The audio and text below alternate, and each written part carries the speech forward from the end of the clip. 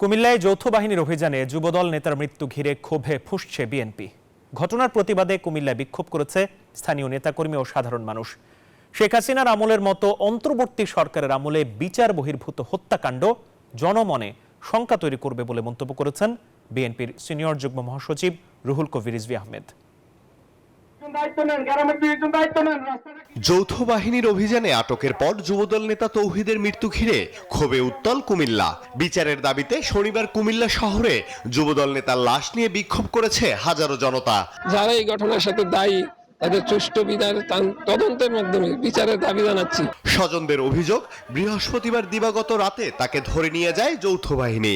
শুক্রবার সকালে হাসপাতাল থেকে খবর পেয়ে গিয়ে তাকে মৃত দেখতে পান।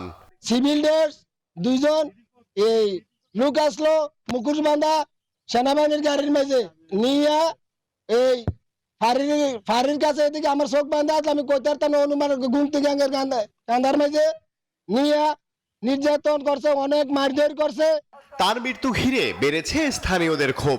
শনিবার সকালে ময়নাতদন্ত শেষে মরদেহ বাড়ি নিয়ে গেলে লাশের গাড়ি সহ বিক্ষোভ ও মানববন্ধন করে এলাকাবাসী। আমার বাসি যায় যারা নিষ্ঠুরভাবে মারতেছে, বাবা এরকম মানুষ মারে না, তাদের ভিতরে কোনো দয়া মায়া কিছু ছিল না। ভুল তথ্যের ভিত্তিতে আমরা ওনাকে তুলে নিয়ে গেছি, নিয়ে যাই মিস্টেক হয়ে গেছে। তো ভুল কি, এটা কি মানুষের জীবন কি কোনো ক্ষমা চাইয়া হইতে পারে? কুমিল্লার যুবদল নেতার মৃত্যুর ঘটনায় ক্ষোভ ছড়িয়েছে রাজধানীর নয়াপল্টনেও। শনিবার রাজধানীর নয়াপল্টনে এক অনুষ্ঠানে বিএনপির যুগ্ম মহাসচিব রুহুল কবির রিজভী বলেন, বিগত সরকারের মতো এখনো বিচার বহির্ভূত হত্যা হতে থাকলে জাতি হতাশ হবে। সংখ্যা কিন্তু দিন দিন আমাদের বাড়ছে। কুমিল্লার যুবদলের একটা ছেলেকে ধরে নিয়ে গিয়ে তাকে যখন ফেরত দিচ্ছে আইন শৃঙ্খলা বাহিনী, তখন তাকে মৃত ফেরত দিচ্ছে। তো ডক্টর ইউনূস সাহেবের আমলে এই ঘটনা ঘটবে কেন? তার সময় যদি শেখ হাসিনার সরকারের বিভিন্ন দুষ্কর্ম এবং অত্যাচারের পুনরাবৃত্তি হয়, তাহলে তো হোঁচট খাবে জনগণ। এ সময় অন্তর্বর্তী সরকারকে সতর্কতার সাথে রাষ্ট্র পরিচালনার আহ্বান জানান বিএনপির এই নেতা।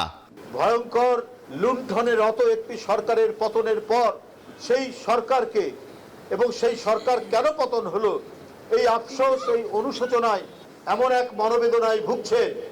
Desk report, news 24।